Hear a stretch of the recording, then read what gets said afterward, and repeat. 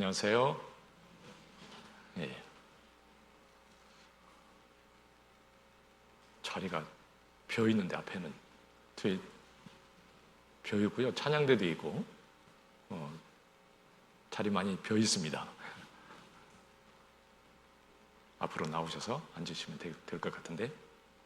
예. 우리 잠깐 같이 기도하고 시작하겠습니다.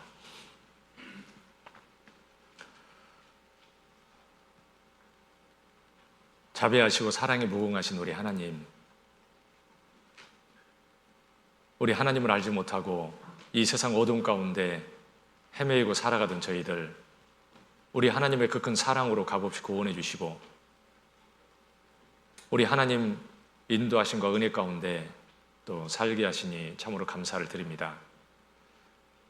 우리 주님께서 저희를 구원해 주실 뿐만 아니라 또 주님 앞에 영광스럽게 세워주시기를 원하시고 지금도 저희와 함께 하시며 늘 은혜를 베풀어 주시고 도와주시는 우리 주님 참으로 감사합니다.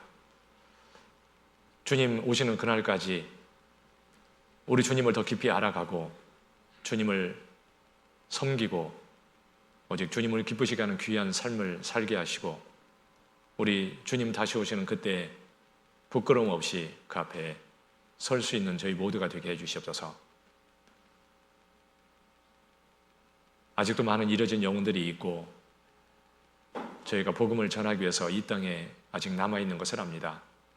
특별히 저희 가족들 한 영혼도 잃어지지 않도록 자비를 베풀어 주시고 저희가 더 간절히 기도하고 주님 주시는 지혜로 또 힘을 가지고 담대히 전할 수 있게 해주시고 속히 다 구원받고 주님 안에 살아갈 수 있도록 자비를 베풀어 주시옵소서. 5월 또 대집회도 저희가 기도하고 잘 준비할 수 있게 해주시고 한 영혼이라도 더 인도할 수 있게 해주시고 많은 영혼들도 말씀을 듣고 구원받고 우리 하나님께 영광이 되게 해주시옵소서. 코로나로 인해서 여러 가지 또 어려운 일들이 있는데 우리 하나님 그 가운데서 저희를 지켜주시고 특별히 세계 어려운 지역에 있는 교회들 지켜주시고 복음을 위해서 수고하는 일꾼들 우리 하나님 더욱 은혜 베풀어 주시고 함께 해주셔서 주님의 일을 잘 감당해 가고 온전히 그 일을 행할 수 있도록 도와주시옵소서. 저희 중에 여러 가지 시험 중에 또 병 중에 어려움 가운데 있는 형제 자매님들 우리 하나님께서 일일이 기억해 주시고 오직 주님 또 필요한 말씀으로 위로해 주시고 힘을 주시고 오직 주님으로 말미암아 그 모든 것에서 또 벗어나고 오직 주님께 감사하고 주님을 위해서 힘있게 살아가는 삶이 될 수 있도록 은혜의 손길로 인도해 주시옵소서. 오늘도 주님 안에서 또 귀한 시간 허락해 주시고 인도하신 하나님 저희 각 사람에게 필요한 양식으로 또 채워주시고 더욱 주를 위해서 더 합당한 모습으로 섬기고 살아갈 수 있도록 필요한 것들을 깨닫게 하시고 우리 하나님 선한 손길로 친히 인도해 주시옵소서.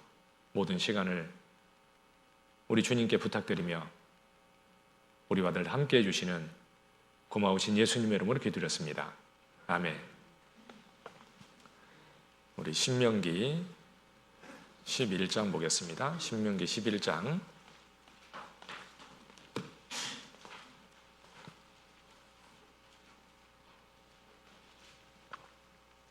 신명기 11장 1절부터 17절까지 보겠습니다. 신명기 11장 1절부터 17절까지요.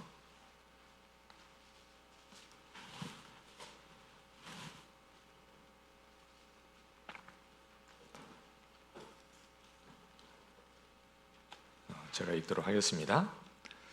그런즉 내 하나님 여호와를 사랑하여 그 직인과 법도와 규례와 명령을 항상 지키라. 너희의 자녀는 알지도 못하고 보지도 못하였으나 너희가 오늘날 기억할 것은 너희 하나님 여호와의 징계와 그 유영과 그 강한 손과 펴신 팔과 애굽에서 그 왕 바로와 그 전국에 행하신 이적과 기사와 또 여호와께서 애국 군대와 그 말과 그 병거에 행하신 일 곧 그들이 너희를 따를 때에 홍해물로 그들을 덮어 멸하사 오늘까지 이른 것과 또 너희가 이곳에 이르기까지 광야에서 너희에게 행하신 일과 루벤 자손과 엘리압의 아들 다단과 아비람에게 하신 일, 곧 온 이스라엘의 한가운데서 땅으로 입을 열어서 그들과 그 가족과 그 장막과 그를 따르는 모든 생물을 삼키게 하신 일이라. 너희가 여호와의 행하신 이 모든 큰 일을 목도하였느니라. 그러므로 너희는 내가 오늘날 너희에게 명하는 모든 명령을 지키라. 그리하면 너희가 강성할 것이요 너희가 건너가서 얻을 땅에 들어가서 그것을 얻을 것이며 또 여호와께서 너희의 열조에게 맹세하사 그와 그 후손에게 주리라고 하신 땅 곧 젖과 꿀이 흐르는 땅에서 너희의 날이 장구하리라. 내가 들어가 얻으려 하는 땅은 내가 나온 애굽 땅과 같지 아니하니 거기서는 너희가 파종한 후에 발로 물대기를 채소밭에 댐과 같이 하였거니와 너희가 건너가서 얻을 땅은 산과 골짜기가 있어서 하늘에서 내리는 비를 흡수하는 땅이요 내 하나님 여호와께서 권고하시는 땅이라. 새초부터 새말까지 내 하나님 여호와의 눈이 항상 그 위에 있느니라. 내가 오늘날 너희에게 명하는 나의 명령을 너희가 만일 청종하고 너희의 하나님 여호와를 사랑하여 마음을 다하고 성품을 다하여 섬기면 여호와께서 너희 땅에 이른비 늦은비를 적당한 때에 내리시리니 너희가 곡식과 포도주와 기름을 얻을 것이요 또 육축을 위하여 들에 풀이 나게 하시리니 내가 먹고 배부를 것이라. 너희는 스스로 삼가라. 두렵건대 마음에 미혹하여 돌이켜 다른 신들을 섬기며 그것에 절함으로 여호와께서 너희에게 진노하사 하늘을 닫아 비를 내리지 아니하여 땅으로 소산을 내지 않게 하심으로 너희가 여호와의 주신 아름다운 땅에서 속히 멸망할까 하노라. 여기까지 보겠습니다.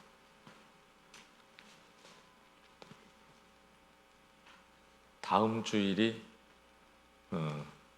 무슨 날인가요? 4월 4일인데 부활절. 어디 교회 다니는데 다음 주 부활절이라고 교회에서는 이제 그걸 준비한다고 하는데 교회 다니는데 부활절이 언제냐고 물어보면 글쎄요. 그러면 좀 그것도 그렇죠? 부활절을 지키는 게 아니고 이제 부활절은 그래도 알고 의미를 새기는 것은 이렇게 참 중요하다고 생각합니다. 예수님이 탄생한 날은 성경에도 없고요. 그리고 정확하지도 않은 날이에요. 그것은 사람들이 정한 거지만 부활절은 예수님이 부활한 그 시기와 거의 일치하는 이제 그 시기에 이렇게 부활절을 이렇게 이제 정해서 사람들이 기억하고 이렇게 이제 지킨다고 하는 겁니다. 음력으로 보름이 지나서 3월달, 4월달에 두 달에 걸쳐서 음력으로 보름이 지나서 첫 번째 주일이 부활절이에요. 그래서 이번 주가 아마 2월 15일인가 음력이 있을 겁니다. 그래서 4월 첫 주가 이제 부활절이 되는 거예요. 그래서 3월달에 4월달 중에 어느 날짜에 주일날 부활절이 있게 되어 있습니다. 아무래도 이제 우리가 부활한다는 게 중요하죠, 그러죠? 우리는 주님이 부활 승천하시고 그리고 주님이 성령을 보내주신다고 해서 성령이 오셨잖아요. 그 성령을 구원받은 사람 속에 주셨고 성령이 우리 안에 계시고 내 안에도 계셔요. 그래서 교회가 성전이고 내 몸이 성전이고 그래서 그 성령이 너희 안에 계신 것을 알지 못하느냐? 계시다는 거죠. 구원을 받은 사람과 안 받은 사람은 차이가 뭐냐면 성령이 있느냐 없느냐 그 차이예요. 구원받은 사람은 반드시 성령이 계셔요. 성령이 있나 잘 모르겠다. 신앙생활 오래도 잘 모르겠는데 그러면 좀 이상하죠. 성령이 오면 정말 달라요. 내 사고 모든 것이요 이렇게 바꿔지게 돼 있어요. 성령의 능력이에요. 내 노력이 아니에요. 죄에서 멀어지고 그런 것도 내 능력이 아니에요. 성령, 거룩한 영이 오셔서 이렇게 삶을 성령이 나를 이끌어가는 거예요. 그래서 로마서 8장에 보면 그 성령의 인도함을 받는 자들이 하나님의 아들이라 그랬잖아요. 어떤 사람이 하나님의 아들이고 구원받은 사람이냐? 성령의 인도함을 받는 사람들이다. 그러니까 구원받은 사람은 성령이 있고 성령이 오시면 말씀을 깨닫게 하고 뜻대로 살고자 하는 마음도 불러일으켜 주시고 그래서 말씀을 따라서 성령의 이끌림을 받고 사는 사람, 그 사람이 구원받은 그리스도인이고 하나님의 자녀고 주님의 제자다. 그래서 구원받을 때 내 안에 성령이 오셨는데 그게 부활의 영이에요. 그래서 고린도후서 5장에 보면 하나님께서 부활의 영을 우리에게 주셨는데 그것은 우리의 부활의 보증으로서 주셨다. 그렇게 돼 있어요. 그래서 고린도후서 5장 1절부터 쭉 이제 보면 부활할 것을 얘기하고 있어요. 우리의 이 집은 이제 뭐 이 땅에 있을 때 필요한 것이고 진짜 집은 영원한 집이 따로 있어요. 그래서 이 장막집이 무너지면 새로운 집으로 하나님이 입혀주신다. 그래서 우리는 벗고자 함이 아니요 덧입고자 함이니, 그러니까 신령한 몸으로 우리는 이제 다시 덧입게 돼 있어요. 그 주님이 오시면 이제 신령한 몸으로 부활할 겁니다. 그러면서 고린도후서 5장 5절에 그 성령을 우리에게 주신 것은 그 부활의 영을 우리에게 주셨는데 그것은 우리가 주님 오시면 부활한다는 보증으로서 그 부활의 영을 우리에게 주셨다 그랬습니다. 그래서 부활의 영이 우리 안에 있고 우리가 이제 부활할 거예요. 주님 오시면 정말 놀라운 일이 일어나는 거죠. 먼저 죽은 자가 그 무덤에서 일어나고 그러죠. 그래서 이사야 보면은 그 땅이 죽은 자를 내어놓으리라. 그 말씀처럼 무덤 속에서 죽은 자가 살아나요. 그리고 이 땅에 살고 있는 그리스도인들도 변화되어서 주님을 뵙게 된다. 그 얼마나 엄청난 얘기예요. 그러죠? 이거 뭐 어디 공상의 세계에서도 얘기할 수 없는 거야. 그런데 우리에게는 그것이 현실이라는 거예요. 얼마나 놀라운 일이에요, 이것이. 그러죠? 주님 오시면 그렇게 바뀔 텐데 구부러진 허리가 번쩍 펴지고 주름살이 싹 없어져 버리고 그 청행할 수 없는 모습으로 우리가 부활할 겁니다. 그때 부활의 몸을 입고 영광으로 오시는 그 주님 앞에 서게 될 텐데 얼마나 좋겠어요. 생각만 해도 정말 벅차고 그날이 기다려지죠. 그래도 땅이 더 좋아요? 기다리잖아요. 그러죠? 그래서 다음 주일이 부활절인데 이제 한 주 동안 주님이 곧 오실 텐데 오시면 얼마나 좋을까. 정말 내가 부활할 것도 생각하고 묵상하면서 한 주를 이렇게 기쁘게 살아가면 주님도 기뻐하실 거예요. 모여가지고 달걀 까먹는 게 중요한 게 아니라 달걀 삶아버리면 부화도 안 돼. 그러죠. 그래서 우리는 부활할 것을 주님 앞에 생각하고 한 주를 정말 살면 나도 기쁘고 주님도 더 기쁘게 여기실 것 같습니다. 그리고 이제 우리 이제 5월 대집회 있는데 잘 준비하시고요. 우리 이제 이렇게 비대면으로 하기 때문에 참 그 전도하는 것이 참 어렵습니다. 그래서 어쨌든 이제 2달 간격으로 계속 그냥 대집회식으로 하여튼 5월 7, 8월 달은 학교 수양이 있을 거고 우리 9월 달 그 다음에 11월 달은 하여튼 무슨 일이 있어도 대면을 하든 온라인을 하든 아무튼 우리는 대집회를 이렇게 해서 쭉 이어서 가도록 그렇게 하고요. 이제 그리고 6월 달, 10월 달 이런 중간에 이제 그런 때는 상황이 좋아지면 이제 이렇게 소집회를 하고 이제 그때 상황을 또 봐야 되기 때문에요. 뭐 미래를 예측할 수 없는 시대를 살고 있으니까 그때 가서 봐서 또 거기에 대처하면서 이렇게 이제 해야 될 것 같고요. 아무튼 잘 준비하고 기도하고 준비하는 게 그게 참 중요할 것 같으니까 준비해서 꼭 이렇게 하시기 바랍니다. 우리 3월달 집회 때도요. 어쨌든 생각하고 이렇게 잘 준비하고 해서 이렇게 전도 하고 이렇게 하신 분들도 있잖아요. 그렇게 하니까 또 그 인도에서도 좋은 효과도 있고 참 좋은 또 기회였다고 생각합니다. 하나님이 기뻐하셨을 거라고 생각해요. 그래서 이제 잘 또 5월달로 준비하시고요. 그리고 평상시에 이제 뭐 영상으로 보든 상담을 하든 지속적으로 계속 이렇게 말씀을 듣게 하고, 아무튼 전도를 끊이지 않고 내 개인적으로 교회적으로도 지속적으로 계속 이렇게 할 수 있도록요. 그래서 지금도 말씀을 이렇게 듣고 있는 분들이 계속 있잖아요.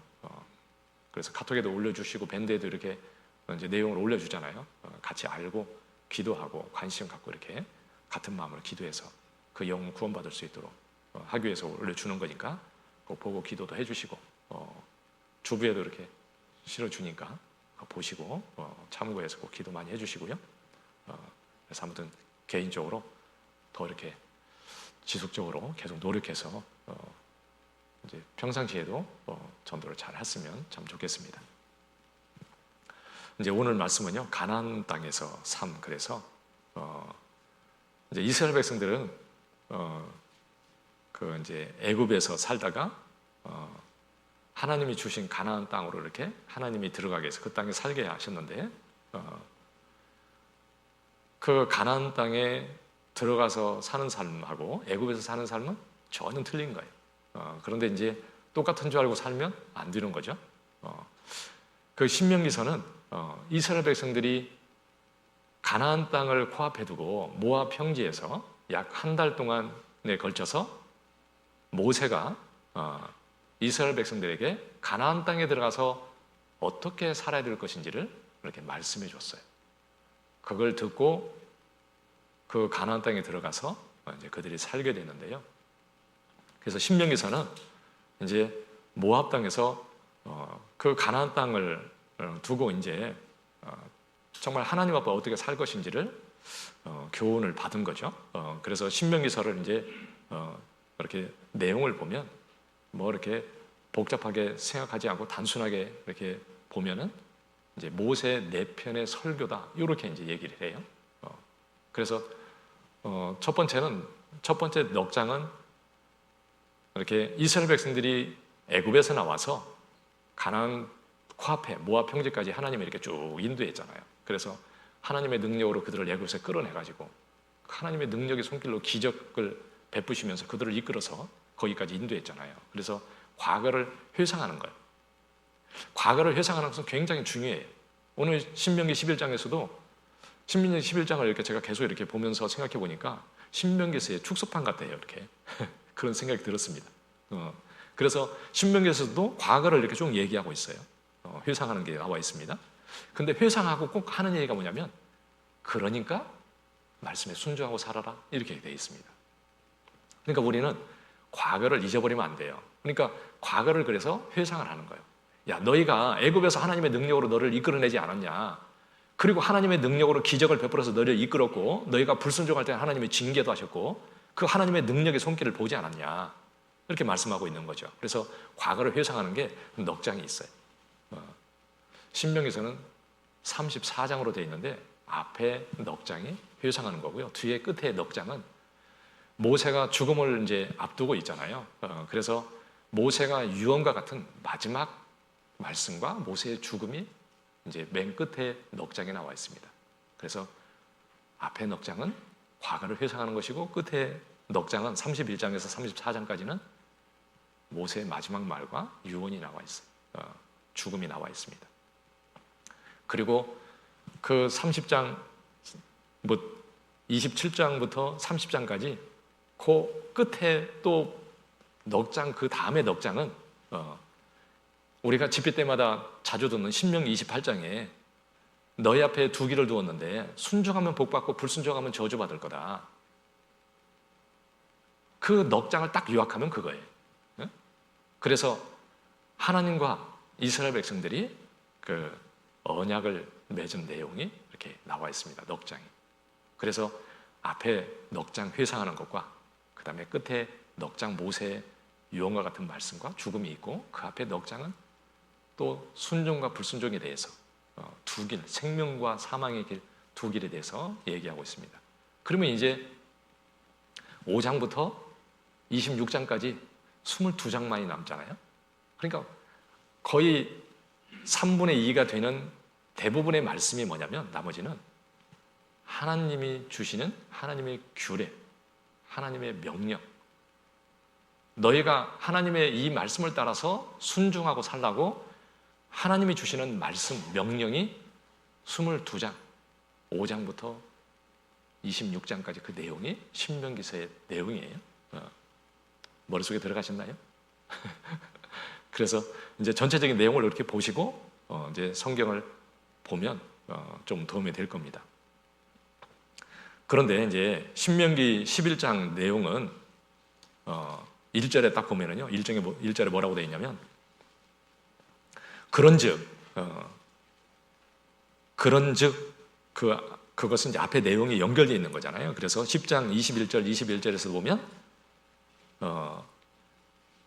거기 내가 목도한 바와 같이 크고 두려운 일을 너를 위하여 행하셨느니라. 하나님이 정말 크고 두려운 일을 행하셨잖아요. 그리고 22절에 애굽에 내려간 내 열조가 겨우 70인이었으나 이제는 내 하나님 여호와께서 너를 하늘의 별같이 많게 하셨느니라. 정말 그렇죠?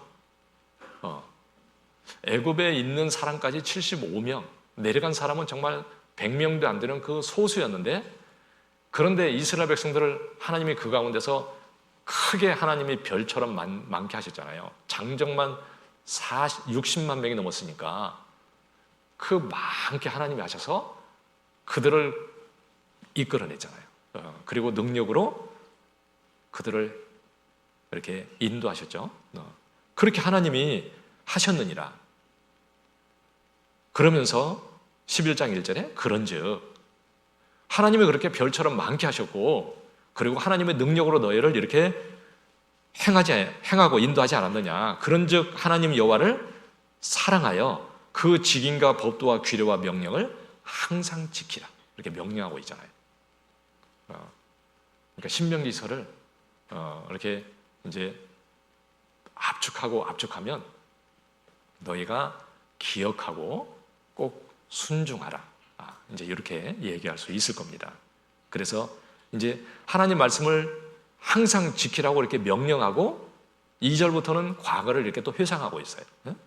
그래서 2절부터 보면 너희의 자녀는 알지도 못하고 보지도 못하였으나, 그 뭐 자녀들 새로 태어난 사람들은 애굽에서 나올 때 뭐 그걸 본 것도 아니고, 그러죠? 홍해를 가를 때 본 것도 아니고 그럴 겁니다. 그런데 너희가 오늘날 기억할 것은, 꼭 기억해야 되는 것이 뭐냐?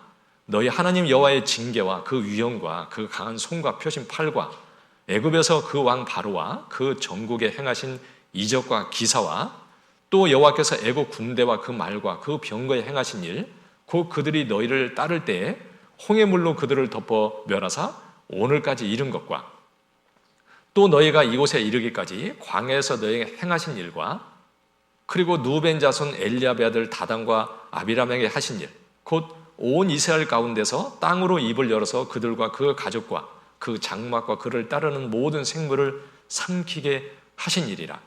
너희가 여호와의 행하신 이 모든 큰 일을 뭐라고 됐어요? 목도하였느니라. 하나님이 정말 그 징계도 하시고 하나님이 강한 손과 펴신 팔로 능력을 행하신 그런 것을 너희가 보지 않았냐? 너희가 이 큰 일을 너희가 목도했다. 너 그거 기억해야 된다. 그러죠. 이스라엘 백성들이요, 그 하나님의 행하신 일을 기억하면 어떻게 되겠어요? 야, 진짜 하나님이 우리를 그 종된 데에서 그 정말 놀라운 능력으로 우리를 이끌어내셨다. 야, 그 하나님은 진짜 능력 있는 분이고, 그리고 우리에게 그 사랑을 베풀어 주셨는데 너무너무 감사하고, 그렇죠? 홍해를 또 갈라서 통과했어요. 그 놀라운 하나님, 그 하나님의 사랑과 하나님의 능력을 기억하고 너무너무 감사할 수 있잖아요. 그리고 또 그들이 하나님을 대적할 때 하나님이 땅을 갈라서 집어넣어 버렸어요. 하나님이 징계하는 것도 무서운 것도 봤습니다. 야, 하나님이 얼마나 두려운 분인지, 하나님의 말씀을 거역할 때 하나님이 얼마나 싫어하시고 하나님의 심판이 얼마나 무서운지 그것도 보여줬어요. 그러니까 그런 것을 봤기 때문에 하나님을 정말 경외하는 마음도 있을 겁니다. 왜 우리가 하나님을 경외하는 마음이 없고 그럴까요? 너무 왜 용감할까요? 잊어버려서 그러죠. 하나님은 어떤 분인지 성경을 읽고 그리고 하나님이 하시는 일을 내가 깊이 생각하고 마음에 심어야 되는 거죠. 그래서 과거를 이렇게 회상을 하라고, 기억하라고 말씀하면서 또 8절에 똑같이 또 말씀하는 겁니다. 8절에 그러므로 하나님이 이렇게 능력으로 너희를 인도했는데 너희가 그걸 목조하지 않았느냐? 그러므로 너희는 내가 오늘날 너희에게 명하는 모든 명령을 지키라.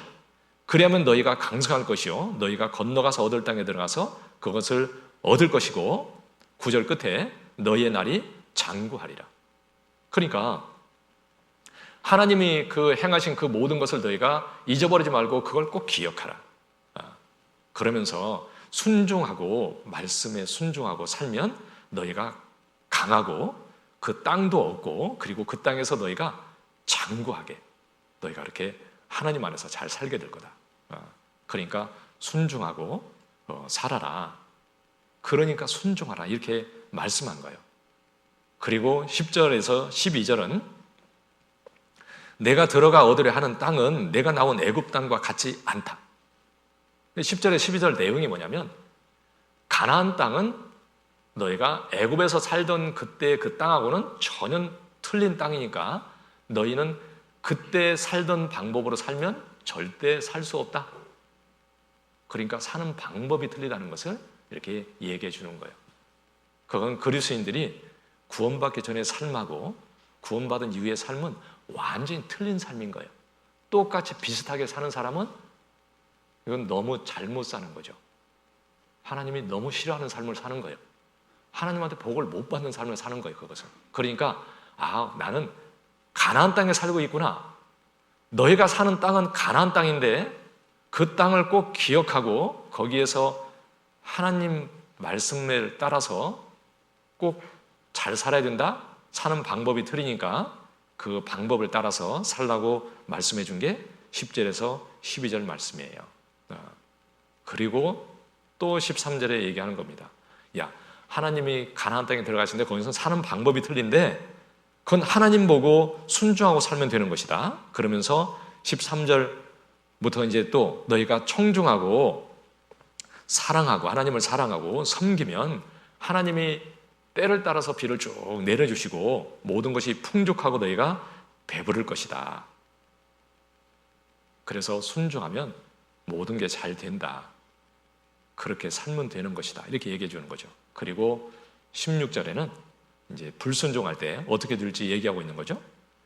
너희는 스스로 삼가라. 두렵건대 마음에 미혹하여 돌이켜 다른 신들을 섬기며 그것에게 절함으로 여호와께서 너희에게 진노하사 하늘을 닫아 비를 내리지 아니하여 땅으로 소산을 내지 않게 하심으로 너희가 여호와의 주신 아름다운 땅에서 속히 멸망할까 하노라.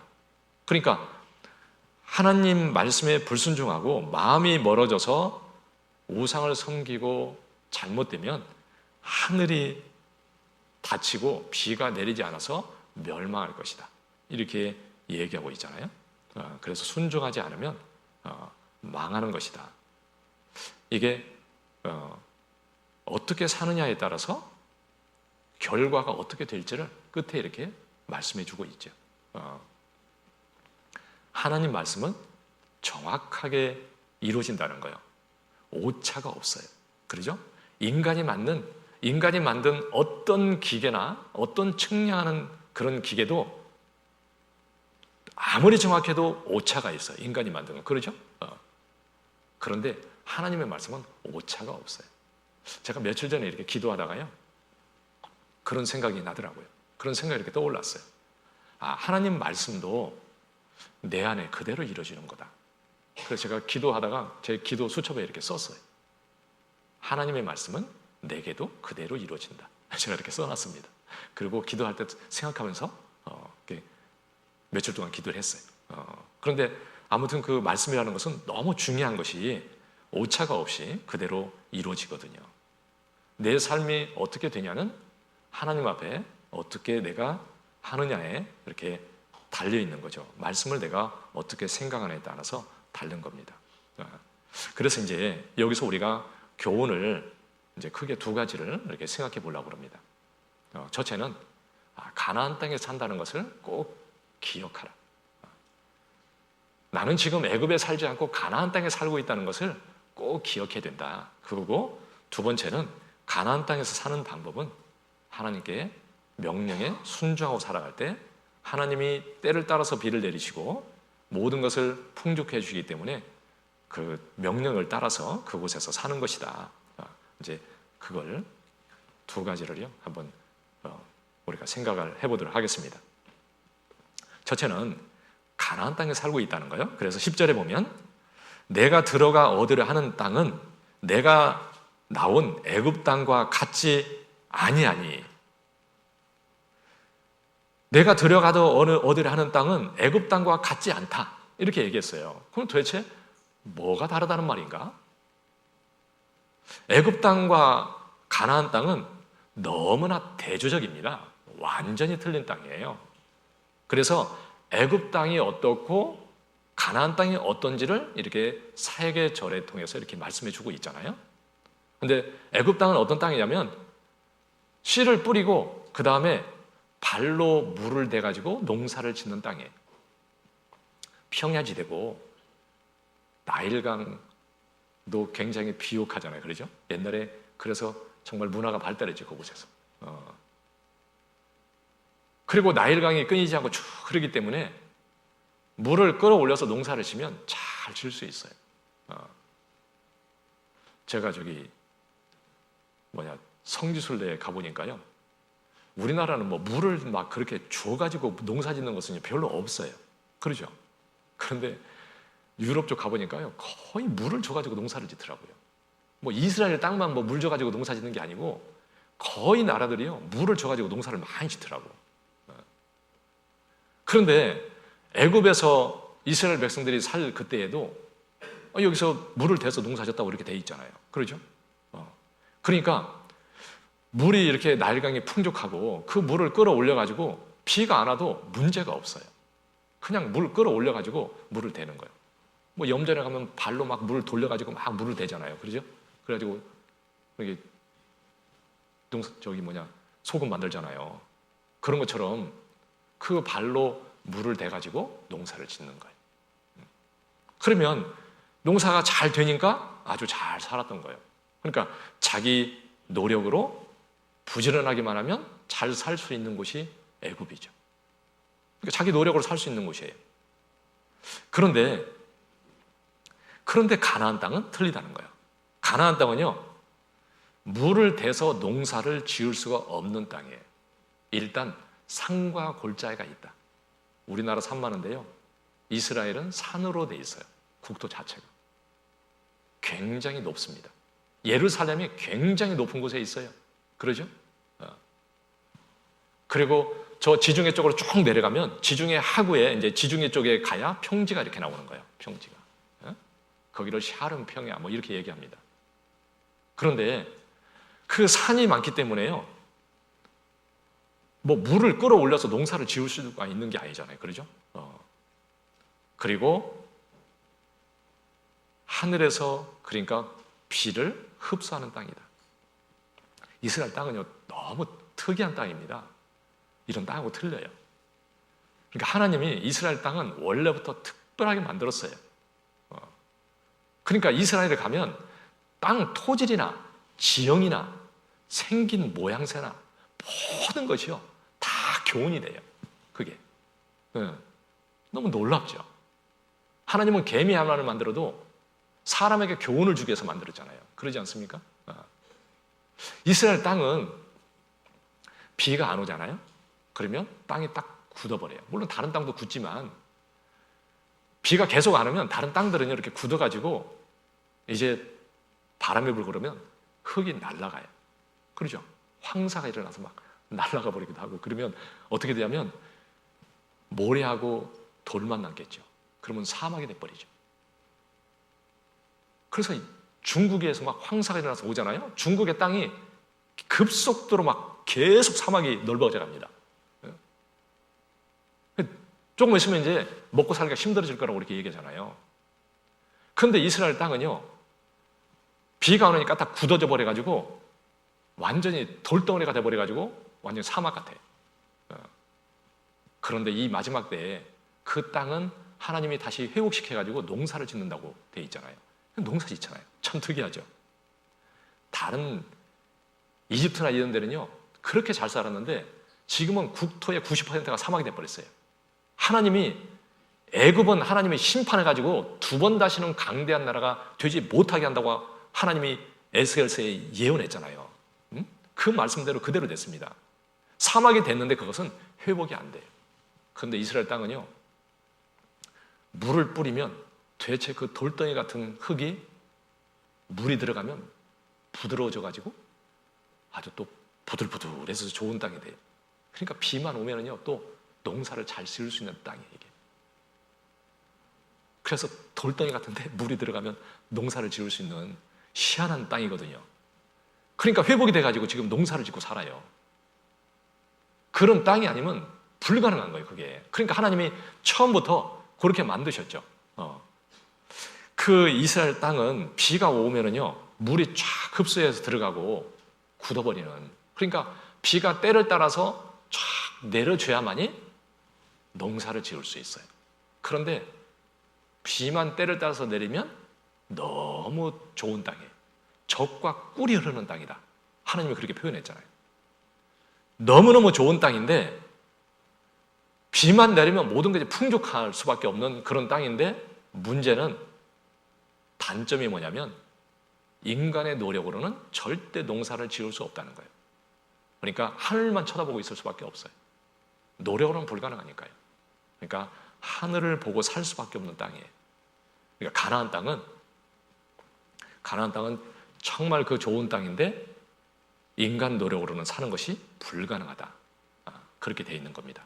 그래서 거기 12절에 보면 뭐라고 되어 있냐면 내 하나님 여호와께서 권고하시는 땅이라 새초부터 새말까지 내 하나님 여호와의 눈이 항상 그 위에 있느니라.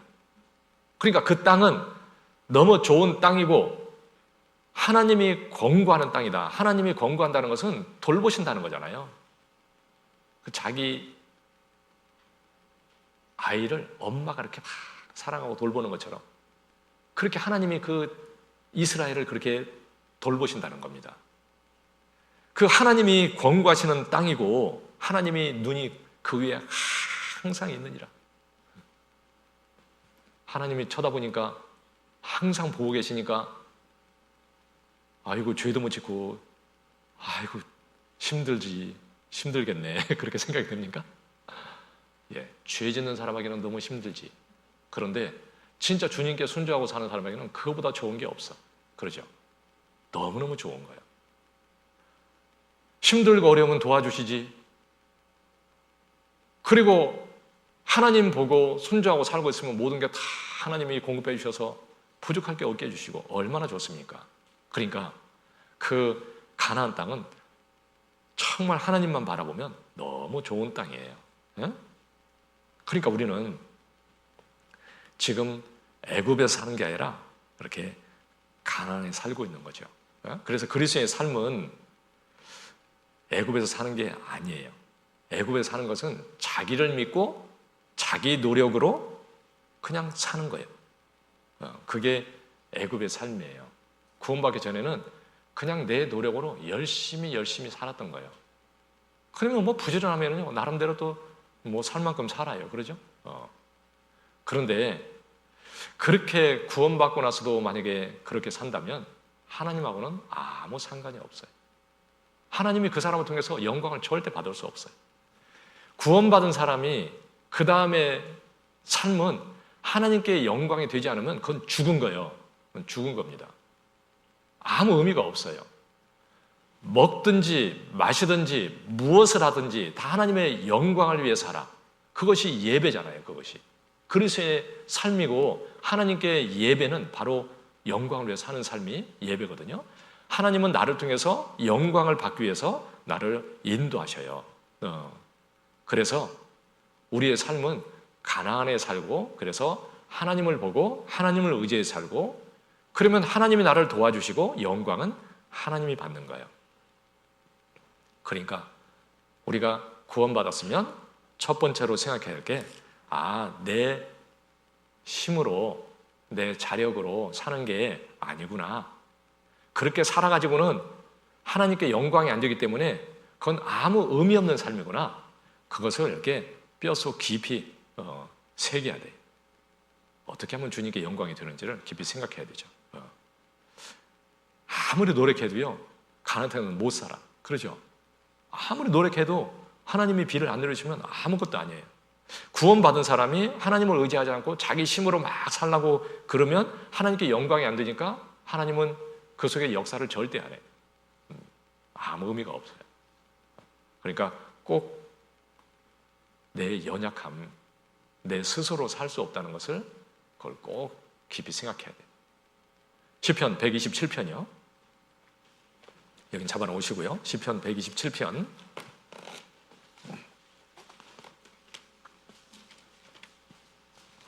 시편 127편 1절.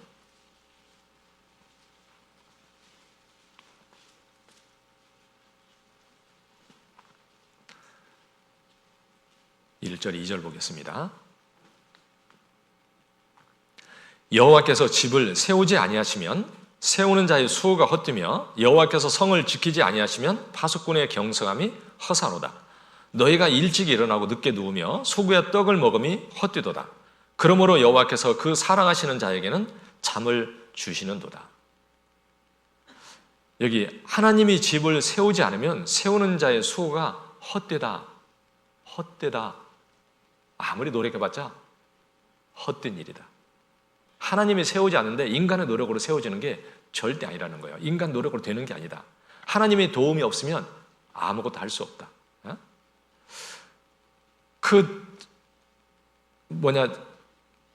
수고가 헛되고 여호와께서 성을 지키지 아니하시면 파수꾼의 경성함이 허사로다. 아니, 성을 지키는데 하나님이 지키지 않으면 파수꾼이 아무리 눈 뜨고 지킨다고 그것이 지켜지는 게 아니다. 그러죠? 하나님 손에 있는 거예요. 하나님이요, 다 잠들게 해버리면요, 다 잠을 자버려요. 그러죠? 무슨 의미가 있겠어요? 적군이 막 전쟁하는데 막 모사를 꾸며가지고 전쟁에서 이기겠다고 막 하는데 하나님이 거기에 개입해가지고 아주 미련하게 만들어버려요. 그러면 인간이 자기가 죽을 계획을 세워가지고 가서 죽어요. 그러죠? 인간이 그 머리 써서 뭐 하겠어요? 그 머리 써가지고. 그러죠? 그러니까 하나님의 손에 있는 것이지 인간이 머리로 자기 꾀로 자기 노력으로 사는 게 아닌데 사람이 교만한 거예요. 어리석은 거예요. 그러죠? 그런데 구원받은 그리스도인이 그렇게 살면 절대 안 되는 거죠.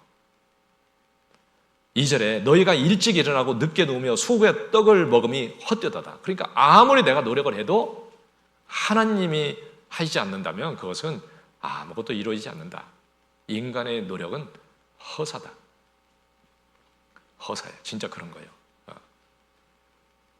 그래서 하나님은 구원받고 나면 일부러요, 어떤 때는요, 이렇게 안 되게도 하셔요.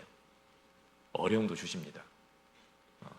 자기 습관을 따라서, 옛날 구원받기 전 그런 습관을 따라서 그냥 막 살면은요, 하나님이 브레이크를 탁 걸어요. 너 한번 해봐. 그런데 구원받기 전에는 좀 생각해가지고 하면 모든 게 잘 되는 것 같았는데 영 안 돼요. 왜 그러지? 구원받아서 망했나? 망한 것이 아니라 지금 애굽에서 살라고 하니까 그런 거예요. 나 지금 사는 곳을 잊어버렸어요. 잘못하고 있는 겁니다. 하나님을 의지하라고 하나님이 가르치시는 거예요.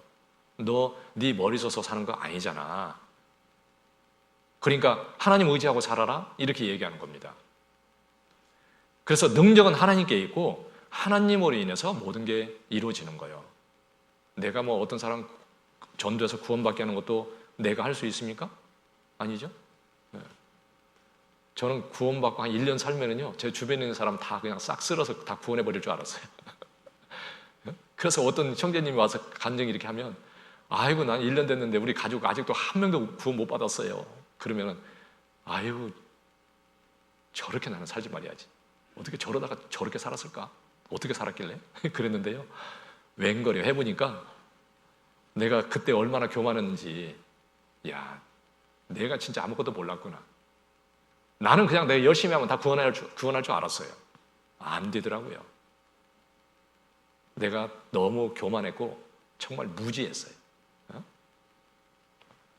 그 정말 어리석은 생각을 해요. 그렇게 생각했던 겁니다. 고린도전서 3장. 고린도전서 3장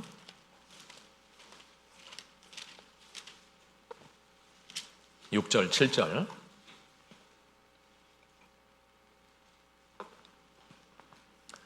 고린도전서 3장 6절, 7절.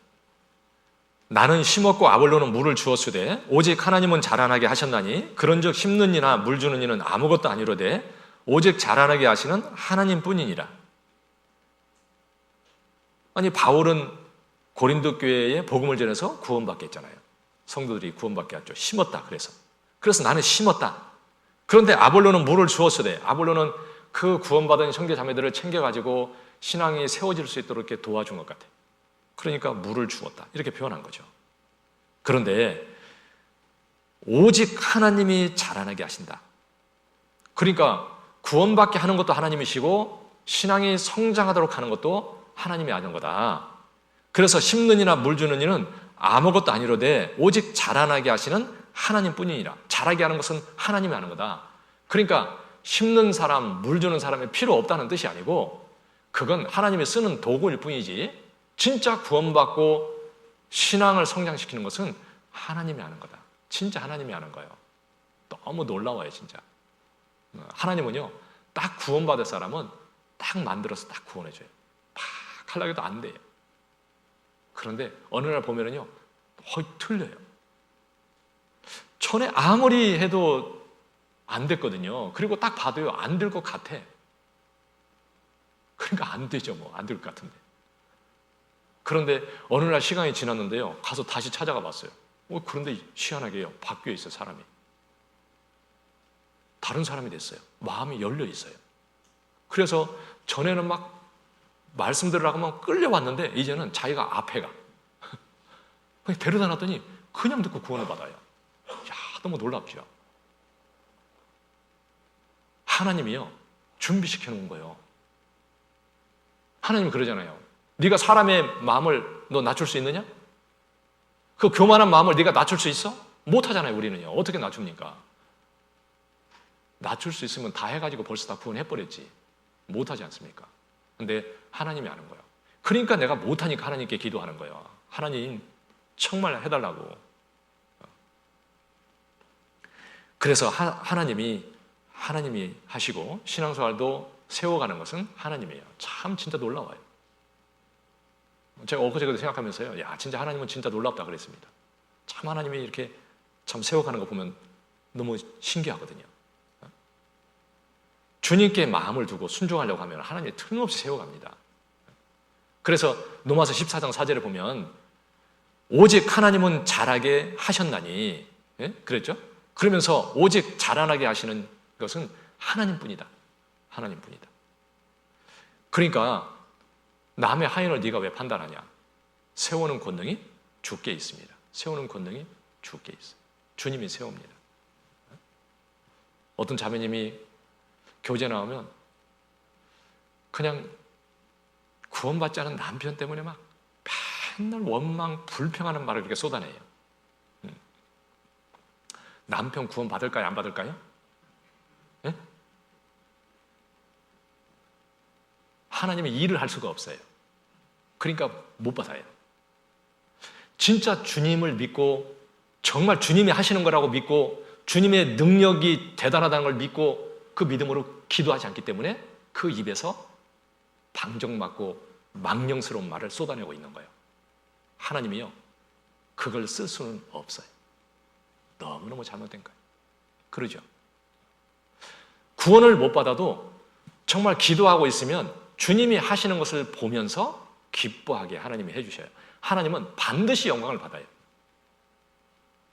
내가 영광을 못 돌리고 있는 것이지 주님 앞에 내가 바르게 하는데 왜 나를 통해서 하나님이 영광을 못 받겠어요? 내 입을 통해서 하나님은 반드시 하나님을 찬양할 수 있게 하나님이 내 삶을 반드시 이끌어가셔요. 감사하고 찬양이 빠진 것은요, 신앙사를 잘못하고 있는 거라니까요. 그것은 그럴 리가 없어. 그 불평 원망하는 것이 하나님 앞에 너무 잘못되어 있다는 것을 내가 지금 그냥 드러내고 있는 것이잖아요. 그래서 하나님은 하나님을 그 능력을 의지하고 살아갈 때 하나님이 기뻐하신다는 거죠. 그게 가나안 땅의 삶이잖아요. 시편 147편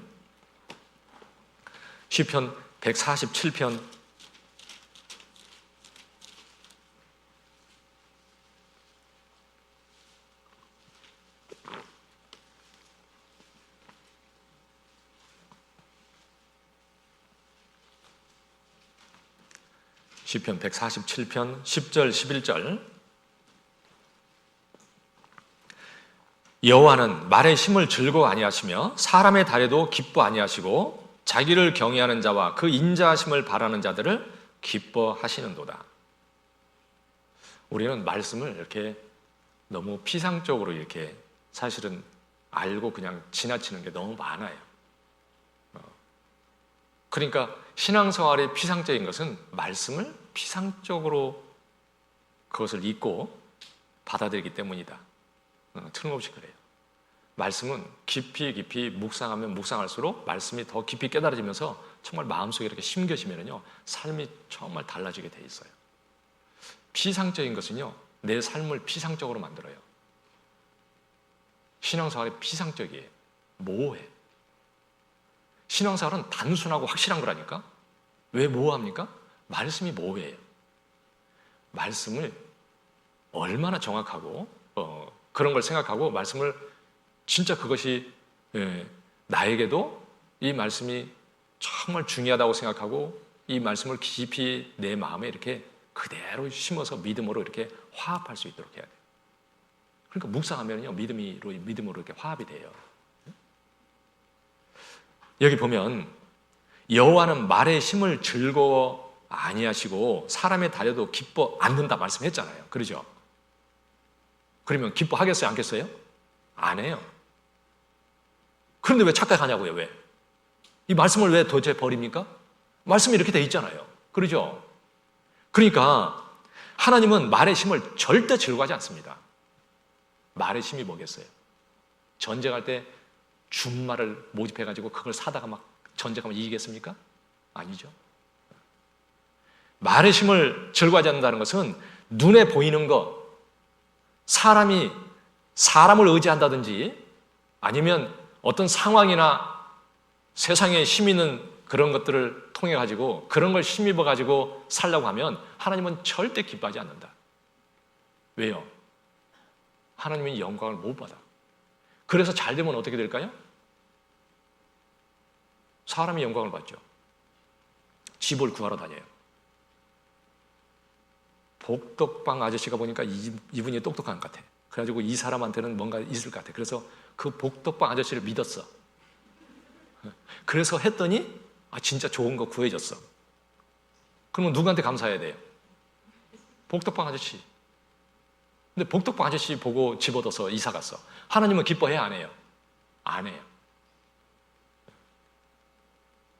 복덕방은 다녀도 기도하고 가야 돼요. 하나님이 해줄 것을 믿고. 그러면은요, 하나님의 손길을 반드시 보여주시고 집을 주셔요. 그냥 주는 게 아니라. 그걸 해봐야 맛을 아는 거예요. 하나님은 어떻게 해서 영광을 받는지를 해봐야 알지. 안 해보면 모르는 거예요, 이것을. 그러죠? 그걸 경험하면서 눈이 밝아지는 거예요. 진짜 하나님이 이렇게 하시는 거구나. 교회에서 일을 맡아서 하면은요, 주님 믿고 기도하면서 해보면 하나님이 진짜 할 수 있도록 도와주시는 것을 경험하면서 내 믿음이 성장하고 더 잘할 수 있게 돼요. 근데 자기 꾀로 아니면 어떤 사람의 그런 것을 봐가지고 그런 걸 통해서 하는 것은 하나님이 영광을 못 받기 때문에요. 결국 지나고 나면 하나님하고는 상관이 없어요. 하는 게 영광이 안 돼요. 그분의 간증을 들어보면 하나님께 영광이 안 돼요. 형제자매 들어도요. 여러분 간증이요. 주님 안에서 내가 바르게 살아서 나오는 간증은 하나님께 영광이 됩니다.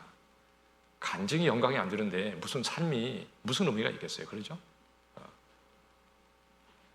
몇 년을 같이 살았는데 간증을 못 들어봐. 간증을 한 번도 못 들어봤어. 모임에 나와서 간증 안 했단 말입니까? 간증했는데 간증이 아니었다는 거예요.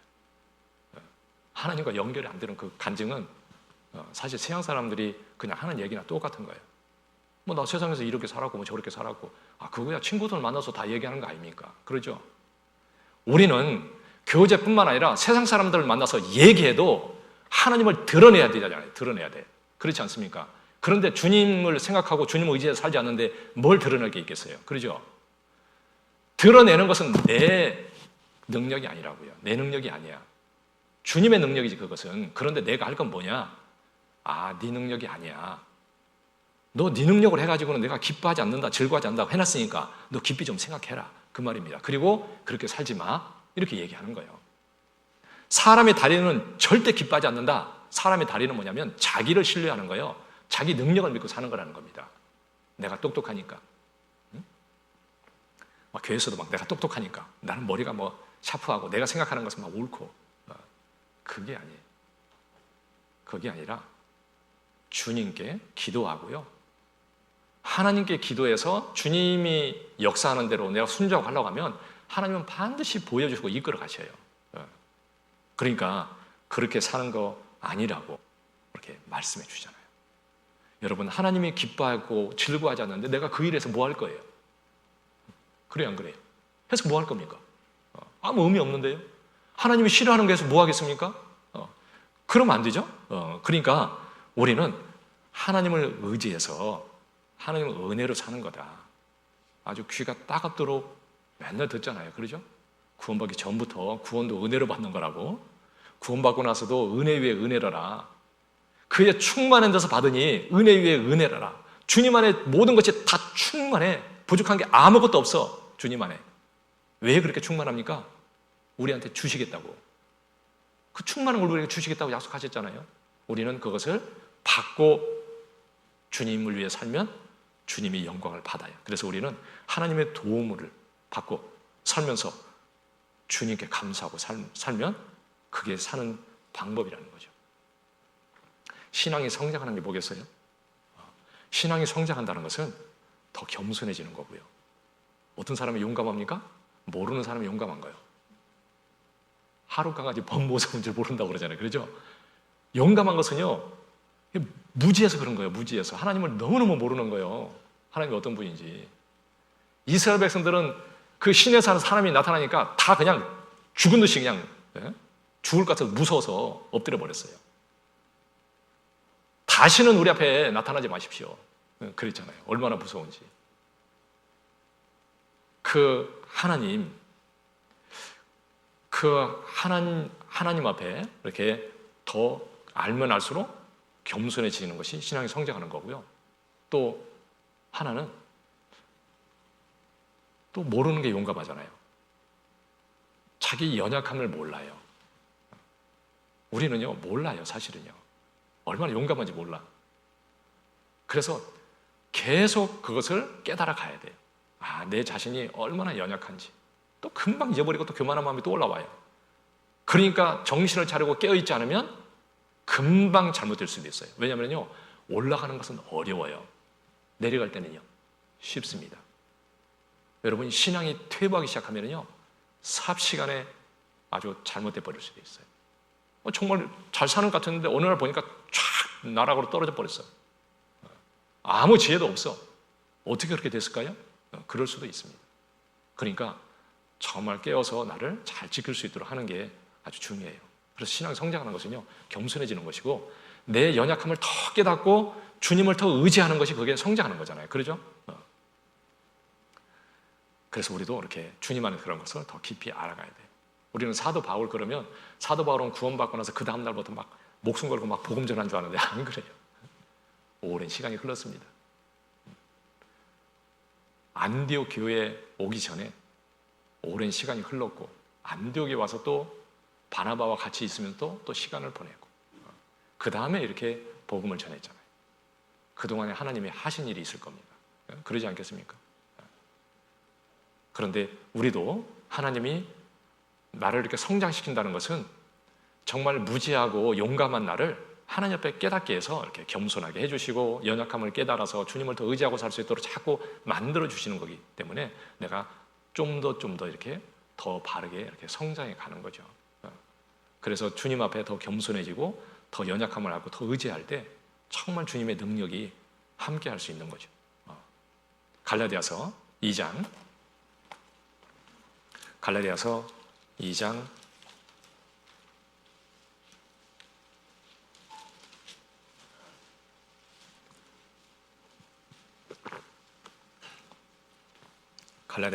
20절이요.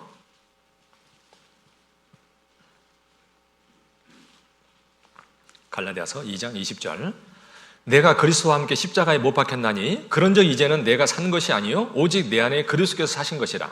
이제 내가 육체 가운데 사는 것은 나를 사랑하사 나를 위하여 자기 몸을 버리신 하나님의 아들을 믿는 믿음 안에서 사는 것이라. 내가 그리스도와 함께 십자가에 못 박혔나니, 우리는 십자가에 못 박혔잖아요. 옛 사람 죽었어. 이제 나를 위해서 사는 사람은 죽었어요. 세상에 대해서 죽었어요. 그리고 이제는 내가 산 것이 아니요 내 안에 그리스도께서 산 것이라. 구원받기 전에는 내가 살았었어요. 내 안에 내가 있고 내가 주인이었어. 그런데 이제는 나는 죽었고 내 안에 주님이 들어오셨어요. 주님이 살고 계십니다. 주님이라고 부르잖아요. 그러죠? 주인이 바뀌지 않습니까? 나는 종이고 주님을 내가 모시고 사는 거예요. 그리고 주님을 내가 모시고 주님 뜻대로 이렇게 사는 겁니다. 그래서 이제는 나를 위해 사는 것이 아니고 주님을 위해서 사는 사람으로서 이렇게 바뀌었어요. 아무리 주님을 위해서 내가 무슨 짓을 하고 목숨을 다해서 산다 할지라도 주님께 받은 은혜는 절대 못 갚아요. 그렇잖아요. 그 조금 갚는다고 신용하다가 가는 건데 그것도 주님이 은혜를 베풀어 주셔서 사는 겁니다. 그런데 우리가 사는 것은 주님을 위해서 사는 건데 그것도 하나님의 아들을 믿는 믿음 안에서 사는 것이다. 믿음으로 사는 거다. 그거 사는 것도 그냥 사는 게 아니고 믿음 안에 사는 것이다. 그 말은 주님께 맡기고 사는 삶이다. 신명기서로 말하면 가나안 땅에 사는 것이다. 그 말이에요. 응? 애굽에서 사는 게 아니고 가나안 땅에서 사는 것이다. 젖과 꿀이 흐르는 땅 너무나 좋아요. 그러나 네 노력으로는 절대 안 된다. 하늘을 바라볼 수밖에 없지 않냐. 너 하나님 의지하고 살아라. 우리는 이런 곳에 살고 있다. 가나안 땅에 살고 있다. 너 그거 기억하고 꼭 그렇게 살아라. 그러는 거예요. 그래서 우리는 주님을 믿고 의지하고 꼭 살아야 돼요. 내가 열심히 하는 것을 하나님이 원하는 게 아니라 하나님 의지하고 살기를 원하셔요. 열심히는 바리새인들이 최고로 열심히 했어요. 그러죠? 열심히 하는 만큼 성경도 열심히 못 알아들어. 그렇죠? 열심히 하는 만큼 열심히 못 알아들어요. 아무리 해도 못 알아들었잖아요. 근데 신앙사 하는데 성경을 올바로 깨닫는 것이 제일 중요해요. 디모데후서 2장 15절에 보면 진리의 말씀을 옳게 분별하며, 그게 먼저예요. 하나님 말씀을 옳게 분별해야 되잖아요. 성경을요 잘못 보면 거꾸로 보입니다. 거꾸로 보여요. 그러니까 기독교인들이 성경을 들고 다니면요 꼭 거꾸로 보여요. 그러니까 죽으라고 거꾸로 하는 거예요. 거꾸로 보이니까. 목사도 성경을 거꾸로 설교하고 듣는 사람들도 아멘, 아멘 그러는데 거꾸로 해요. 그렇죠? 그런데 성경을 제대로 보면 구원받고 나면 이제 제대로 이렇게 보이잖아요. 그렇죠? 옳게 분별하고 그 다음에 부끄러울 것이 없는 일꾼으로 인정된 자로 자신을 하나님 앞에 드리기를 힘쓰라. 힘쓰는 것은 어떻게 하고 힘쓰냐면 먼저 말씀을 분별하고 그 다음에 주님 말씀에 의해서 어떻게 사는지를 배우고 더 겸손해지고 주님을 더 의지하는 사람으로서 주님 앞에 바르게 살 수 있는 그런 모습으로 준비된 자가 되어서 그 다음에 힘쓰라 이렇게 돼 있잖아요. 근데 거꾸로 하면 안 되잖아요. 그러죠? 힘쓰는 거 다른 게 아니고 앞에 말씀을 분별하고 그 다음에 내가 주님 안에서 준비돼서 인정된 자로서 그 다음에 드리기를 힘쓰라 이렇게 돼 있으니까요. 반대로 주저버리면 안 되잖아요. 앞에가 훨씬 중요하죠. 그러죠? 시편 50편 보겠습니다. 시편 50편.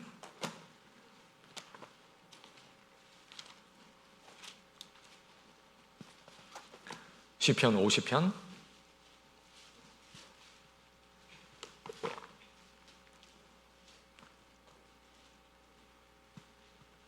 7절부터 보겠습니다. 시편 50편 7절. 7절부터 15절까지요.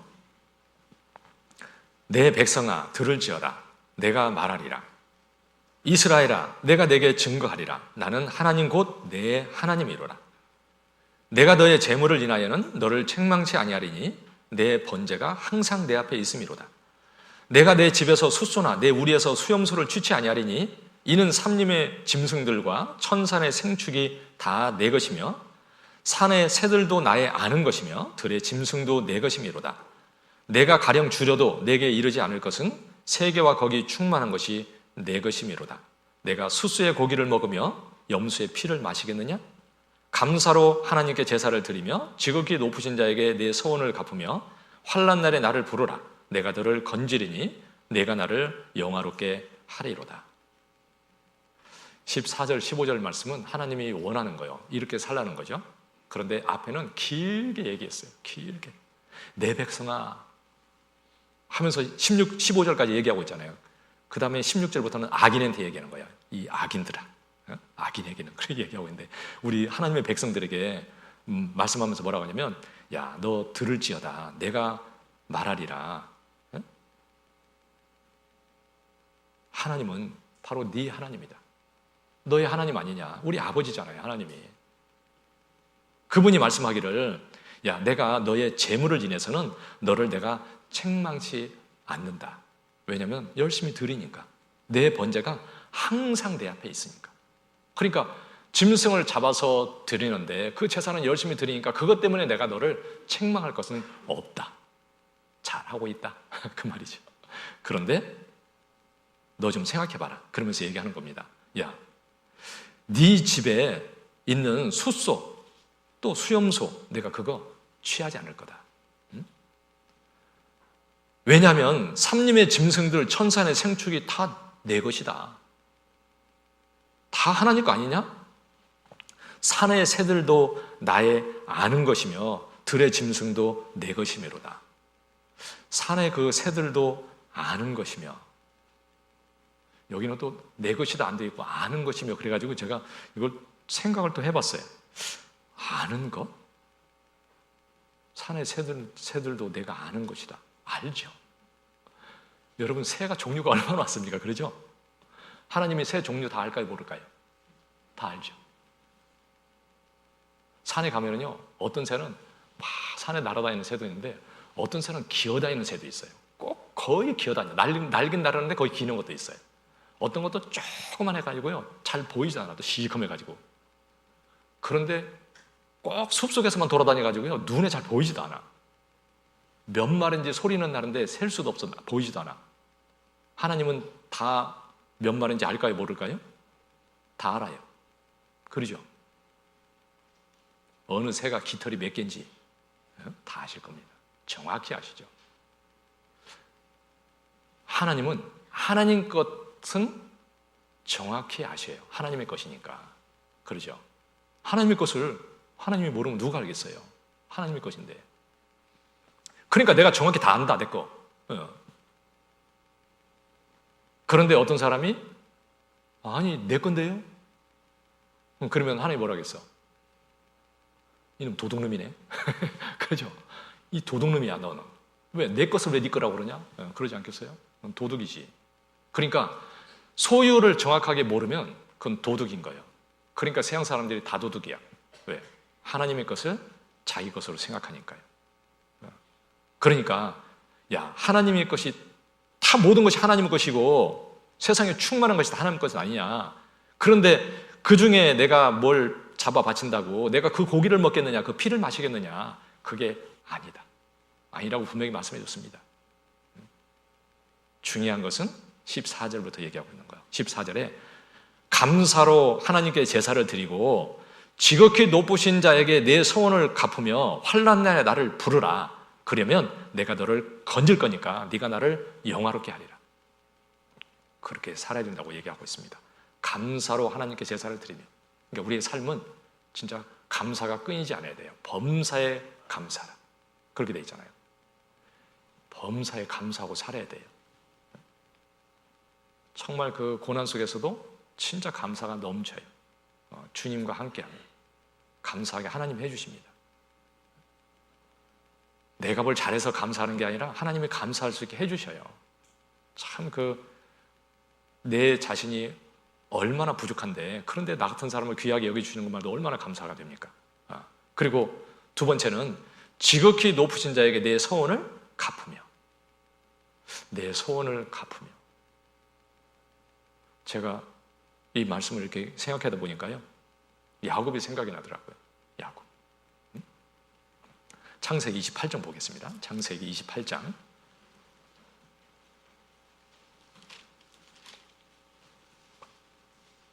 창세기 28장 20절. 창세기 28장 20절부터 22절까지요. 야곱이 서원하여 가로되 하나님이 나와 함께 계시사 내가 가는 이 길에서 나를 지키시고 먹을 양식과 입을 옷을 주사 나로 평안히 아비 집으로 돌아가게 하시오면 여호와께서 나의 하나님이 되실 것이요 내가 기둥으로 세운 이 돌이 하나님의 전이 될 것이요 하나님께서 내게 주신 모든 것에서 10분 1을 내가 반드시 하나님께 드리겠나이다 하였더라. 이건 야곱이 하나님께 서원한 내용이잖아요. 그래서 야곱이 서원하여 가로되, 도대체 왜 야곱이 서원을 했을까요? 하나님 뭐 시켰습니까? 이렇게 하라고? 아니에요. 자기가 서원한 거예요. 정말 하나님께서 나타나셔서 야곱에게 약속해 주셨거든요. 정말 죽을 것 같은 상황, 두렵고 쓸쓸하고 어떻게 될지도 모르는 장래에 정말 두려움이 엄습해 오는데, 그런데 그 가운데 하나님이 나타나가지고 야, 나는 너의 하나님이다. 하나님이 여기 계시군요. 내가 너를 항상 도와줄 거니까 걱정하지 마라. 내가 어디로 가든지 항상 네 옆에 있을 거다. 그리고 반드시 지켜서 집으로 내가 돌아오게 할 거니까 너 걱정하지 마. 얼마나 위로가 되고 힘이 되겠습니까? 너무 감사했죠. 야, 진짜 하나님이 내 옆에 계신데 정말 몰랐습니다. 하나님. 여기가 하나님이 여기 계셨군요. 그래서 베델이라고 그랬습니다. 베델은 하나님의 집이라는 뜻이잖아요. 하나님이 계시니까 하나님의 집이지. 하나님이 여기 계시군요. 하나님, 정말 하나님이 나에게 이렇게 귀한 약속을 해주시고 나를 위로해 주셨는데 하나님이 그렇게 해주실 거 제가 믿습니다. 그런데 하나님이 그렇게 해주시면 저도 하나님 앞에 이렇게 행하겠습니다. 그리고 소원한 거예요. 그러면서 22절에 보면 내가 이 기둥으로 세운 이 돌들이 하나님의 전이 될 것이요. 그 다음에 하나님께서 내게 주신 모든 것에서 10분 1을 내가 하나님께 드리겠나이다. 여기 하나님이 내게 주신 모든 것에서, 내 것에서 10분을 드린다고 돼 있어요? 하나님이 주신 것에서 10분을 드린다고 돼 있어요? 주님이 주신 것이 그러죠. 고린도전서 4장에 보면은요, 너 도대체 네가 가진 것 중에 받지 않은 것이 무엇이 있느냐? 그런데 왜 받지 않은 것처럼 너 자랑하느냐? 교만이죠, 그러죠? 마치 자기 것처럼 이렇게 생각하는 게 교만이죠, 그러죠? 부자들이요 교만했어요. 가지고 교회 와서 이게 이제 성찬식 하라 그러면 막 먹을 것을 자기들이 먼저 막 먹고, 가난한 사람은 없어가지고 쫄쫄 굶고 있고, 그러니까 하나님 바울이 책망한 거예요. 도대체 네가 가진 것 중에 하나님께 받지 않은 게 뭐가 있는데 그렇게 교만하냐? 왜 저대 자랑하냐? 그러면서 이렇게 책망했잖아요. 하나님 우리에게 모든 걸 공급해 주시는데 그걸 알고 감사해야 되는 거죠. 그래서 우리는 받은 거, 주님께 받은 은혜를 생각하면 정말 이 속에서 소원하는 마음이 올라와요. 그게 없는 게 이상한 거예요, 그것이. 그러지 않습니까? 구원받은 사람이 그 마음이 안 올라오면 도대체 어떤 마음으로 주님을 위해서 살 거예요, 도대체. 그렇잖아요. 야, 내가 주님 위해서 살아야지.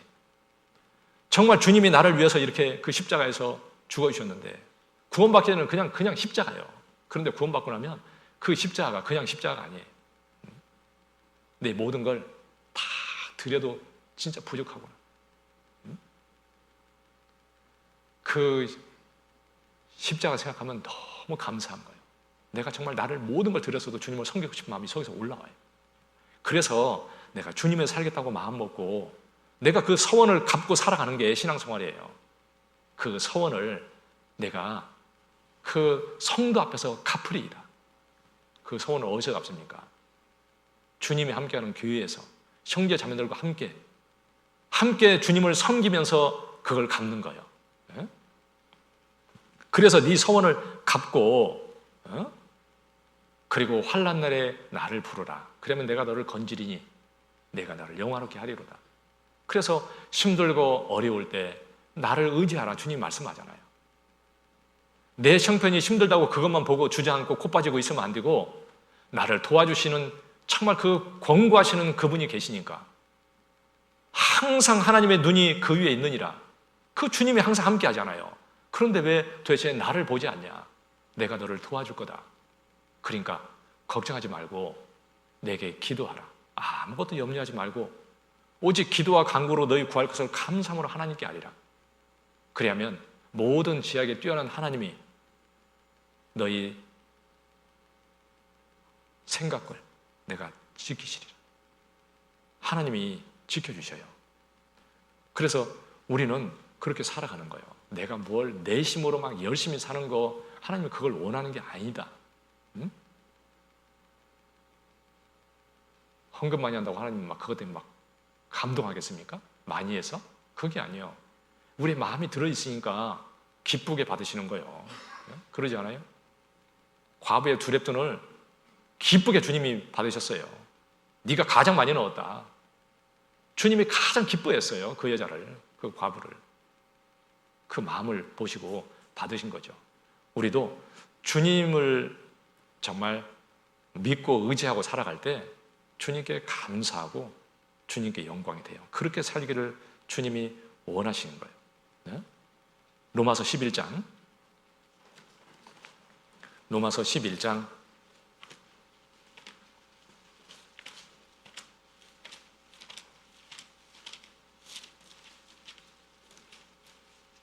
35절, 36절. 로마서 11장 35절, 36절.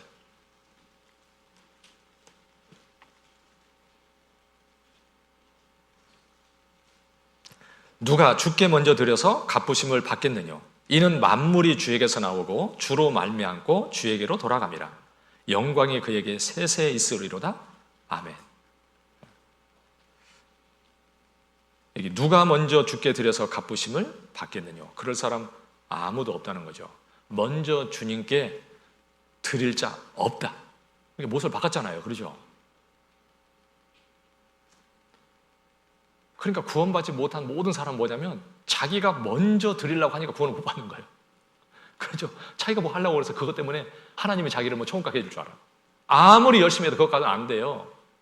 먼저 받는 것이 중요한 거예요. 그렇죠? 그래서 너희가 나를 먼저 사랑한 것이 아니라 내가 먼저 너희를 사랑했다. 그러죠? 베드로가요, 주님 위해서 목숨 걸겠다고 그랬잖아요. 주님이 너 나 못 따라온다 말씀했잖아요. 못 따라가죠? 베드로가 부족해서 못 따라가는 것도 있지만 주님이 따라오는 것은 원치도 않고요. 불가능한 일이에요. 그것은 하나님 앞에서는 그런 일이 있으면 안 돼요. 있을 수가 없는 일인 거예요. 그것은. 그러니까 주님이 베드로를 위해서 죽어주시고 먼저 정말 그 사랑을 줘야 베드로가 그 사랑을 받고 주님을 위해서 목숨을 버릴 수 있는 거예요. 그걸 바꾸는 수는 없는 거죠. 그러니까 누가 먼저 주께 들여서 갚으심을 받겠느냐? 그럴 수가 없다. 야, 모든 것이 주에게서 나오고 주로 말미암고 주에게로 돌아갑니다. 모든 근원이 주님께 있어요. 그러죠? 다 주님 것이고 주님께로 온 것이고 주님께로 돌아가는데 뭘 내가 뭘 한다고 그것 때문에 주님이 그거 받으시겠냐? 그게 아니라는 겁니다. 여러분, 열심히 한다고 하나님이 나를 쓰시겠어요? 더 열심히 하는 바리새인들이 있어요. 그러죠? 제가 여기 직장 다닐 때요, 참 어떤 때는 부끄러운 때가 있어요. 그 교회 다니는지 열심히 하는 사람들이 있거든요. 근데 진짜 보면은요, 아주 목숨 버린 사람 같아요. 막 하나님 위해서 목숨 버린 사람 같아. 자기 인생을 다 하나님께 드리겠다고 살겠다고 마음 딱 먹고요, 막 사는 사람이 있거든요. 진짜 그 사람 보면은요, 저보다는 너무 훌륭해 보이고요, 더 나아 보여요. 진짜 너무 부끄러울 때가 있어요. 보고 있으면. 지금도 구원받은 사람보다 더 열심히 하는 사람 세상에 없습니까? 있습니다. 내가 능력이 있다고 하나님이 쓰시겠습니까? 능력 많은 사람 세상에 많아요. 힘 있는 사람, 황소가 더 힘이 세요. 그런데 하나님이 그것 때문에 즐거워하고 기뻐하지 않는다는 거예요. 그게 아니라 나는 정말 주님을 의지하고 살아가는, 자기 연약함을 알고 살아가는 사람을 기뻐하신다. 아이가요, 언제 이뻐요? 아이가 품에 안길 때 이뻐요. 그러죠? 애는 뭐 어려움이 있으면요, 막 달려와가지고 엄마 아빠 그래가지고 막 확 안기잖아요. 무서울 때 달려와가지고 부모 품에 이렇게 탁 안기잖아요. 탁 안아주면은요, 애도 이제 안심이 딱 되죠. 그렇죠? 부모는요, 부모도 행복해. 내가 이렇게 애를 보호하고 내가 사랑하는 내 자녀니까 품에 안기면 더 좋잖아요. 그러죠? 주님도 정말 연약함을 알고 주님을 의지하고 살아가고, 그리고 주님이 베풀으시는 은혜를 알고 참으로 감사하고 기뻐하고 살아갈 때요, 하나님이 그걸 기뻐하는 거예요. 내가 무슨 용감해서 내가 하는 것처럼 그렇게 교만하게 살아가면 하나님께 영광이 안 되고요, 하나님은 그런 거 싫어하신다. 그래서 하나님은 하나님을 의지하고 살아라. 아, 은혜로 사는 거구나. 그걸 이렇게 계속 깊이 생각해. 잘 안 되니까요, 깊이 자꾸 생각을 해봐야 돼. 그렇게 살려고 노력을 하면 방향이 이렇게 계속 잡혀져 가요. 그러면 삶이 계속 더 나아질 겁니다. 나홈서 1장 7절에 보면 여호와는 선하시니 환난 날의 산성이시라. 그리고 그 뒤에 뭐라고 하냐면 그는 자기에게 의뢰하는 자들을 아시느니라. 하나님은 자기를 의뢰하는 자들을 정확하게 아십니다. 안다는 것은요, 단순히 안다는 뜻이 아니죠. 그렇죠? 하나님은 자기를 의뢰하고 살기를 정말 원하시고 그렇게 사는 사람을 보시고 기뻐하신다, 그 말이죠. 그렇게 살기를 원하시고 그렇게 사는 사람을 보고 기뻐하신다. 자기를 의뢰하는 자 정확히 아시고 기뻐하시고 그런 자를 보호하시고 이렇게 하셔요. 어떤 분이 신앙생활을 이렇게 하는데 자기는 어떤 이제 일이 있는 거예요. 뭐 학생 같으면 학교에서 뭐 공부할 일이 많이 있고, 또 어떤 뭐 직장에 다니면 직장에 또 어려운 일이 있을 수도 있고, 이제 뭐 일들이 있죠. 그런데 이것 때문에 내가 신앙생활을 내가 좀 할 수 없다. 그러니까 내가 이거 하고 다음에 신앙생활 잘 해야지. 그래서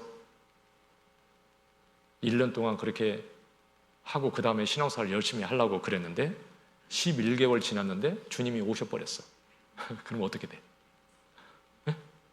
주님 앞에 가서 아니 그래 몇 달만 더 참으시지 벌써 오셨냐고 그럴 겁니까? 여러분, 주님 위해서 주님께 예배드리는 삶은요, 끊기면 안 돼요. 내 삶에 어떤 것 때문에 끊어지면 안 되는 거예요. 변화가 없어야 돼요. 어떤 상황에 와도 다 주님 안에서 살 수 있어요. 그건 자기 생각이야. 그 생각으로 살면 안 돼요. 그러면 어려운 상황이 생겼어. 어떻게 해야 돼요? 안 된다고 생각해야 됩니까? 아니에요.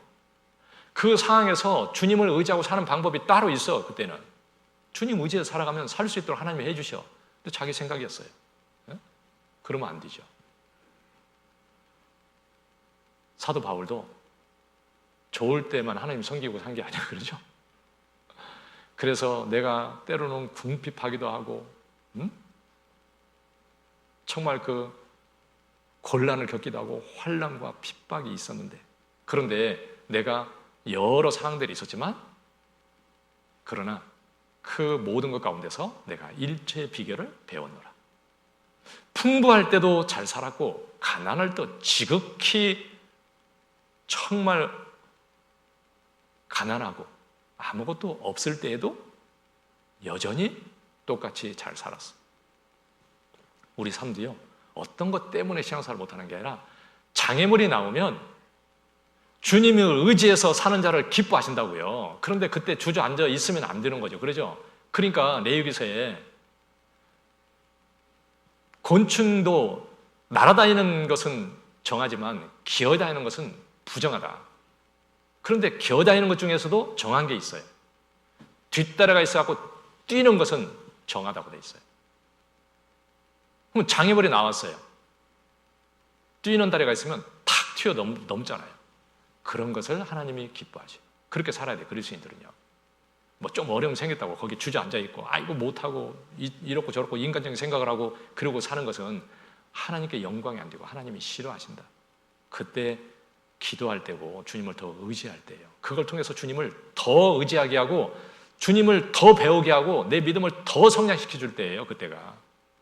그러니까 주님이 그때 정말 의지하고 사랑을 원하시고 그때 주님 의지하고 주님께 나아가면 주님이 얼마나 기뻐하시겠어요. 그렇죠? 그래서 주님은 우리의 삶을 계속 이렇게 그쪽으로 나를 이끌어 가시면서 믿음을 성장시켜 주고요.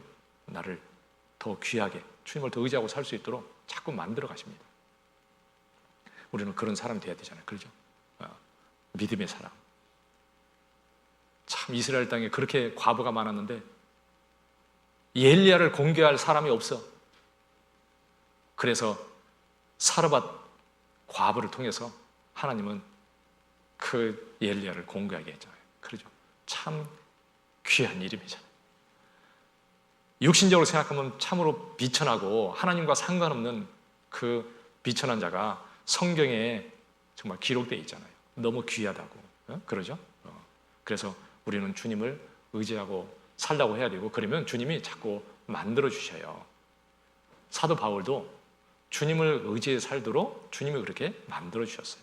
그래서 고린도 후서 1장에 보면 사도 바울이 말씀하기를 내가 정말 죽음 앞에 가는 그런 고난을 하나님이 허락하셨는데 그것은 죽은 자를 살리는 하나님만 의리하게 하십니다. 오직 하나님만 의리하고 살 수 있도록 하기 위해서 하나님이 그렇게 고난을 허락하신 거예요. 그렇게 살아야 하나님의 능력이 역사하고 하나님의 뜻이 이루어지고 하나님께 영광이 되니까 하나님이 그렇게 한 거죠. 그게 아니고 바울이 똑똑해서 잘했으면 바울이 영광 받을 거 아니에요. 그러죠? 모든 영광은 하나님이 받으시는 거죠. 고린도 후서 12장 고린도 후서 12장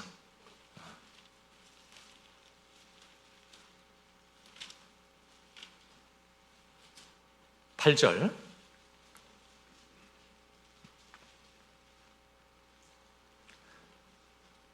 고린도 후서 12장 8절 이것이 내게서 떠나기 위하여 내가 3번 주께 간구하였더니 내게 이르시기를 내 은혜가 내게 족하도다 이는 내 능력이 약한 데서 온전해짐이라 하시니라 이러므로 도리어 크게 기뻐함으로 나의 여러 약한 것들에 대하여 자랑하려니 이는 그리스도의 능력으로 내게 머물게 하려 함이라 그러므로 내가 그리스도를 위하여 약한 것들과 능력과 궁핍과 핍박과 곤란을 기뻐하노니 이는 내가 약할 그때에 곧 강함이니라.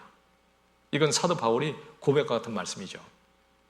정말 내가 병이 있어서 낫게 해달라고 3번을 간절히 기도했는데 하나님이 말씀하기를 야, 내 은혜가 네게 족하다. 왜냐하면 내 능력이 네가 약할 때 더 강함이니라. 더 온전하게 된다. 그래서 사도 바울이 정말 기뻐한 게 뭐냐면 내 정말 약한 것, 병든 것을 감사했어요. 그것 때문에 주님을 더 의지하고 주님의 능력이 더 나타날 수 있도록 할 수 있기 때문에 기뻐한 겁니다. 그래서 바울에게 많은 고난을 주신 것도 정말 하나님을 더 의지하고 살고 하나님의 능력을 나타내기 위해서 하나님이 그렇게 하셨어요. 우리의 삶을 통해서도 하나님의 능력을 나타내고 하나님의 영광 받기 위해서 우리에게 그렇게 고난도 주시는 거예요. 더 주님을 의지하라고 그렇게 하는 겁니다. 그래서 이제 문제가 있을 때 여러분 어디로 가야 되겠어요? 주님께. 그러죠? 주님께 가야죠. 어려움이 있으면 어디로 가야 됩니까? 주님께 나아가야 돼요. 그러니까 그 은혜 보좌 앞에 나아가라 그랬잖아요. 무릎 꿇고 주님께 간절히 진실되게 기도할 때 주님이 내가 여기 있다 그렇게 알려주셔요. 주님의 손길을 반드시 경험하게 해주셔요. 여러 가지 시험이 오면 마음이 요동해요. 그 요동할 때 내 감정을 따라서 계속 생각하고 있으면 나는 요동하고 넘어지는 거예요. 그러죠? 어떤 사람이 자기한테 이렇게 말을 했는데 좀 섭섭해요. 섭섭하게 딱 바뀌었어요. 어찌 나한테 그럴 수가. 그래가지고 계속 생각하고 다녀요. 그런 마귀가 거기다가 올무를 딱 걸어가지고요. 계속 끌고 다녀요. 그게 아니라 주님께 기도하는 거죠. 주님 앞에 나아가면 주님이 유해 주시고 힘을 주시고 더 새로운 마음을 주시고요. 평강을 주셔요. 이기는 거예요. 이겨야 돼요. 그래서 승리해야 되는 거잖아요. 그래서 그 능력을 구하라. 우리는 그 능력을 구하고 살아야 되는 거죠. 우리의 삶이 정말 가나안 땅에 있고 주님을 의지해서 이렇게 사는 것이 그게 해답이잖아요. 너는 마음을 다해서 여호와를 의뢰하고 내 명체를 의지하지 마라. 그게 딱 해답입니다.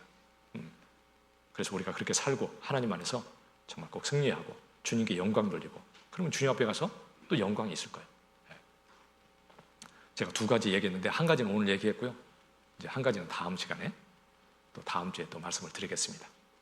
마치도록 하겠습니다. 같이 기도하겠습니다.